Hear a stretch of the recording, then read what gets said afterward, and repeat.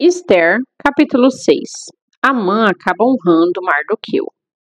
Ora, naquela mesma noite, como não conseguisse dormir, o rei pediu que trouxessem o livro dos feitos memoráveis ou crônicas, e ordenou que as histórias fossem lidas para seu descanso. E achou-se nas escrituras que Mardoqueu tinha denunciado Bigtã e Teres, dois dos oficiais do rei, que guardavam a porta e tinham conspirado para tirar a vida de Xerxes. E o rei questionou: que honra e reconhecimento foram conferidos a Mardoqueu por este feito? Os oficiais do rei que o serviam responderam: não foi feito nada até hoje. Então o rei indagou: quem está no pátio? Ora, esse era exatamente o momento em que Amã chegava ao vestíbulo, isto é, no pátio exterior do palácio real, a fim de pedir ao rei que autorizasse a execução de Mardoqueu na forca que ele, Amã, lhe havia preparado. E rapidamente os servos do rei lhe informaram: é Amã que está no vestíbulo. Então o rei mandou que o fizessem entrar. Assim que Amã entrou, o rei lhe perguntou: caro Amã, o que se deve fazer a um homem a quem o rei tem a alegria de honrar? Diante dessa questão, Amã pensou consigo mesmo: ora, a quem o rei teria tanta satisfação de honrar senão a mim? Por essa razão, deu a seguinte resposta ao rei: ao homem que o rei tem prazer de honrar, caberia bem que se lhe vestissem um manto real, que o próprio rei tenha usado em grandes momentos, e inclusive o cavalo que o rei costuma montar, e que se lhe coloque sobre a cabeça uma réplica da coroa real. E mais, que tal ato envolva alguns dos mais ilustres príncipes do rei. Estes nobres cobrirão o homem a quem o rei deseja honrar com um manto real, e o conduzirão sobre sua montaria pelas ruas da cidade, proclamando diante dele em alta voz: eis como se trata o homem a quem o rei tem a satisfação de homenagear. Ao ouvir essa sugestão, ordenou prontamente o rei a Amã: muito bem, toma, pois, depressa os trajes e o cavalo, exatamente como dissestes, e que se faça assim para com o judeu Mardoqueu, que está sentado à porta do palácio real. E lembra-te, não deixes de realizar absolutamente nada do que disseste. Então Amã apanhou o cavalo, vestiu Mardoqueu com um manto real e o conduziu sobre o cavalo predileto do rei pelas ruas da cidade, gritando à frente dele: eis como se trata o homem a quem o rei tem satisfação de homenagear. Depois deste evento, Mardoqueu retornou para a porta do palácio real, mas Amã apressou-se em voltar para sua casa com a cabeça coberta e muito abatido. E Amã contou tudo o que havia ocorrido a Zeres, sua esposa, e a todos os seus amigos. E tanto seus amigos mais chegados como Zeres, sua esposa, lhe preveniram: se este Mardoqueu, diante do qual já começaste a cair, é da linhagem dos judeus, não prevalecerás contra ele, mas com toda a certeza tua ruína está bem próxima. Enquanto estes ainda conversavam, eis que chegaram os oficiais do rei e se apresentaram em levar Amã ao banquete que a rainha Esther havia organizado. Esther, capítulo 7. Amã morre na forca que construiu. O rei e Amã dirigiram-se ao banquete da rainha Esther, e neste segundo dia, durante o banquete, o rei novamente perguntou a Esther: pede-me o que quiseres, rainha Esther, e te será concedido. Ainda que me peças a metade do reino, tê-la-ás. Então a rainha Esther respondeu: se realmente encontrei graça aos teus olhos, ó rei, e se for do teu agrado, concede-me a vida e a vida do meu povo, eis que o meu desejo e minha súplica. Falo deste modo porquanto meu povo e eu fomos sentenciados ao extermínio, à matança e ao aniquilamento. Se somente tivéssemos sido entregues como escravos e servas, eu ter-me-ia mantido em silêncio. No entanto, esta desgraça que se aproxima não irá compensar o prejuízo que dela resultará para o rei. Diante dessas palavras, o rei Xerxes indagou a rainha Esther: quem é esse que ousa pensar em praticar ato de tamanha abominação? E onde se encontra esse coração perverso? E respondeu Esther: o adversário e inimigo é Amã. Então Amã ficou aterrorizado diante do rei e da rainha. O rei, num arroubo de ódio, levantou-se abruptamente do banquete, abandonou o vinho que bebia e caminhou apressadamente para o jardim do palácio. Amã notou claramente que o rei já havia determinado a sua sumária execução e por isso ficou para implorar por sua vida a rainha Esther. Entretanto, ao voltar o rei do jardim do palácio ao salão onde se realizava o banquete, viu Amã debruçado sobre o divã em que se achava Esther, e então exclamou: Serias tu nécio a ponto de tentar violentar a rainha da Pérsia na minha presença e dentro da minha própria casa? Assim que o rei acabou de pronunciar essas palavras, cobriram o rosto de Amã. Neste mesmo momento, Arbona, um dos eunucos oficiais que serviam diante do rei, mencionou ao rei: Há uma forca de mais de 20 metros de altura bem próximo à casa de Amã, que ele próprio construiu para enforcar Mardoqueu, aquele que intercedeu pela vida do rei. Então o rei ordenou: Portanto, enforca-o nela agora mesmo. E eles enforcaram Amã na forca que ele próprio havia preparado para Mardoqueu. Depois disso, o furor do rei se arrefeceu. Esther, capítulo 8. O rei determina a favor dos judeus. Naquele mesmo dia, o rei transferiu para a rainha a casa e todos os bens de Amã, o inimigo dos judeus. E Mardoqueu apresentou-se diante do rei, pois Esther tinha revelado quem ele era. Então o rei tirou seu anel-selo que havia tomado de volta de Amã e o entregou a Mardoqueu, e Esther o nomeou administrador dos bens que pertenceram a Amã. Todavia, Esther voltou a rogar ao rei e, lançando-se aos pés dele, implorou-lhe, em meio a muitas lágrimas, que revogasse o plano maligno que Amã, o descendente de Agag, tinha engendrado contra os judeus. Diante do gesto de Esther, o rei prontamente lhe estendeu o cetro real em sinal de aprovação, e ela se levantou diante dele. E confirmou sua súplica, dizendo: Se for do agrado do rei, e se hoje alcanço o seu favor, e se ele considerar justo, e se eu mesma for agradável a seus olhos, que ele revogue expressamente todas as cartas que Amã, filho do Agagita Amidata, descendente de Agag, escreveu e endereçou a todas as províncias do rei, determinando o extermínio de todos os judeus. Porquanto, como me será possível suportar a dor de ver a desgraça que se abaterá sobre todo o meu povo? Como resistirei à destruição da minha própria família? Em seguida, o rei Xerxes respondeu à rainha Esther e ao judeu Mardoqueu: Mandei enforcar Amã e passei todos os seus bens para Esther, porquanto ele atentou contra os judeus. Escrevei, pois, agora mesmo um novo decreto a respeito dos judeus, o que bem vos parecer, em nome do rei, e selai-o com o meu anel real. Porque todo edito regido em nome do rei e selado por meio do seu anel é irrevogável. Imediatamente foram convocados os escribas reais, e esse fato ocorreu no 20º dia do terceiro mês, o mês de Sivan, isso é, entre maio e junho. Os secretários do rei escreveram todas as ordens ditadas por Mardoqueu aos judeus, aos sátrapas, aos governadores e aos nobres das 127 províncias que se estendiam da Índia até Cuxi, Etiópia. Essas determinações foram redigidas na língua de cada povo e segundo a escrita de cada província, como também aos judeus na sua própria escrita e linguagem. Mardoqueu escreveu cartas em nome do rei Xerxes, selou-as com o anel do rei e as enviou com os mensageiros montados em cavalos fortes e velozes, todos da cavalaria especial do rei. E o decreto do rei concedia aos judeus de cada cidade o direito de se reunirem e de se protegerem, de destruir, matar e aniquilar qualquer força armada de qualquer povo ou província que tentasse atacá-los, colocando também em risco suas mulheres e crianças. Resguardava também o direito de saquear os bens dos seus adversários em guerra.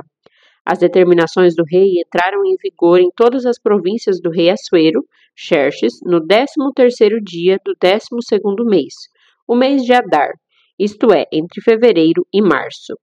Uma cópia desse decreto foi publicada como lei em cada província e levada ao conhecimento do povo e de cada nação, a fim de que naquele dia os judeus estivessem prontos para vingar-se de todos os seus inimigos.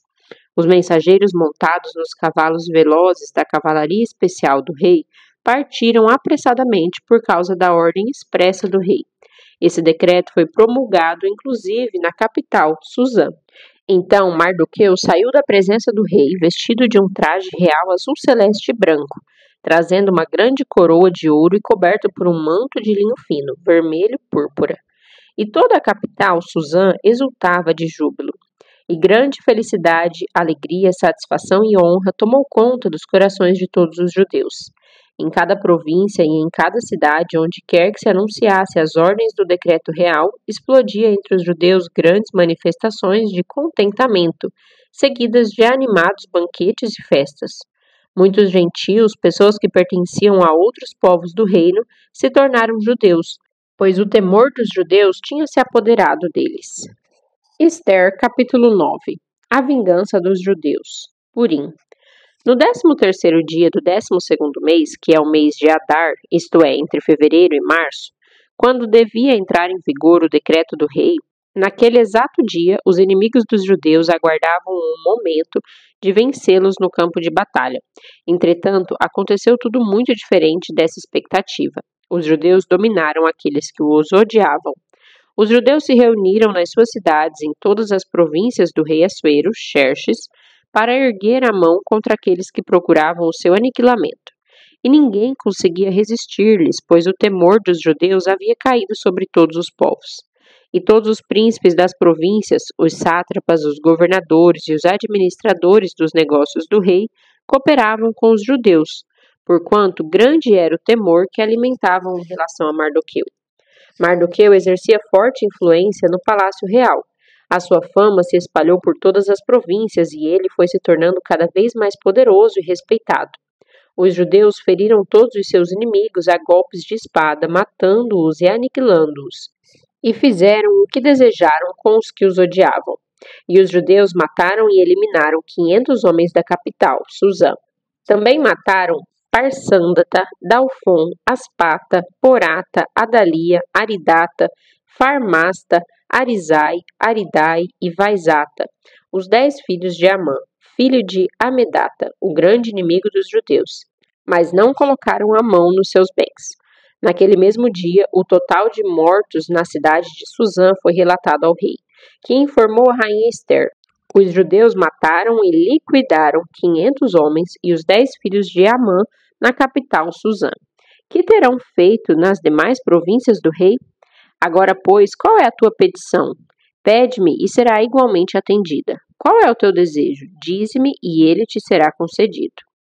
Então lhe declarou Ester: se for do agrado do rei, que os judeus de Suzã tenham autorização para executar também amanhã o mesmo decreto real de hoje, para que os corpos dos 10 filhos de Amã sejam expostos a toda a gente pendurados na forca. O rei aqueceu e imediatamente deu ordens para que assim se procedesse. O decreto foi anunciado publicamente em Suzã e os corpos dos 10 filhos de Amã foram pendurados na forca. Os judeus de Suzã juntaram-se no 14º dia do mês de Adar e mataram 300 homens de Suzã. Todavia não tocaram em seus bens. A instituição da festa dos Purim. Entrementes, os demais judeus que viviam nas províncias do império, da mesma forma, se reuniram para se proteger e se livrar dos seus inimigos. E exterminaram 75.000 homens dos que os odiavam, mas não se apossaram de qualquer dos bens dos seus inimigos. Todos esses fatos ocorreram no 13º dia do mês de Adar, e no 14º dia descansaram e fizeram dessa data um dia memorável de festa e júbilo. Os judeus da capital, Suzã, contudo, tinham se reunido no 13º e no 14º dias, e no 15º descansaram e dele fizeram um dia memorável, de banquete e muita alegria. Por esse motivo, os judeus que vivem em vilas e aldeias comemoram o 14º dia do mês de Adar como um dia de banquetes, honra e júbilo, um dia em que se envia porções de alimento e presentes uns aos outros. Mardoqueu registrou por escrito todos esses acontecimentos e enviou cartas a todos os judeus de todas as províncias do rei Assuero, Xerxes, tanto as mais próximas como as mais distantes em todo o reino. E ordenou-lhes que todos os anos lembrassem e guardassem o 14º e o 15º dia do mês de Adar, isto é, entre fevereiro e março. Porquanto, nesses dias, os judeus livraram-se dos seus inimigos. Nesse mês, a sua humilhação e tristeza tornou-se em honra e júbilo, e o seu pranto num dia de festa. Escreveu-lhes recomendando que comemorassem aquelas datas memoráveis como dias de festa e felicidade, de troca de saudações e presentes e de ofertas aos pobres. E assim os judeus passaram a observar a tradição de realizar aquela celebração conforme Mardoqueu lhes havia prescrito.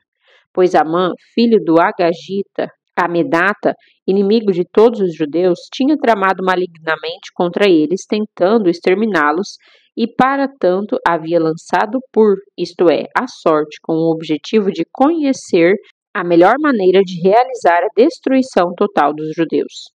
No entanto, quando estes sórdidos planos chegaram ao conhecimento do rei por intermédio de Ester, ele deu ordens expressas e por escrito para que a intenção maligna de Amã para com os judeus se voltasse contra sua própria cabeça, e para que ele e seus filhos fossem executados e pendurados na forca. Por isso, aqueles dias ficaram conhecidos na história pelo nome de Purim, por causa da expressão pur. Considerando tudo o que estava escrito nesta carta, o que tinham visto e o que de fato haviam acontecido em todo o reino, os judeus decidiram estabelecer o costume de que eles e os seus descendentes e todos os que se tornassem judeus não deixariam de celebrar anualmente esses 2 dias memoráveis, exatamente na forma estabelecida descrita na carta e em suas datas certas. Esses 2 dias seriam lembrados e guardados em cada família, em todas as gerações, em todas as províncias e cidades. Esses dias de Purim não seriam revogados jamais entre os judeus, e os seus descendentes os haveriam de lembrar e celebrar para sempre. Então, a rainha Hadassa, Ester, filha de Abiail, e o judeu Mardoqueu escreveram com toda a autoridade uma segunda carta a fim de confirmar todas as instruções da primeira, acerca da celebração dos Purim. Mardoqueu enviou cartas a todos os judeus das 127 províncias do império de Assuero, Xerxes, desejando-lhes paz, segurança e prosperidade, e confirmando que os dias dos Purim deveriam ser comemorados nas datas exatas e determinadas, conforme o judeu Mardoqueu e a rainha Ester haviam estabelecido e decretado para si mesmos, para todos os judeus e para os seus descendentes de todas as gerações. E acrescentou observações sobre tempos de jejum, lamentação e preparação. A ordem expressa da rainha Ester confirmou todos os regulamentos para a correta observação dos Purim, e todas as instruções foram escritas em um livro de registros históricos. Ester, capítulo 10. Mardoqueu é honrado pelo rei. Passados esses acontecimentos, o rei Assuero, Xerxes, impôs tributos a todo o império, até sobre as distantes regiões costeiras. Todos os seus atos de majestade, força e poder, bem como o relato completo da grandeza com que honrou e exaltou Mardoqueu, estão registrados no livro de Crônicas dos Reis da Média e da Pérsia. O judeu Mardoqueu foi o segundo na hierarquia do império, logo depois do rei Assuero, Xerxes. Era um homem notável, ilustre e de grande influência entre todos os judeus e amado pela multidão de seus irmãos, porquanto trabalhava sempre para o bem do seu povo, promovendo a justiça e o bem-estar entre todos do seu tempo.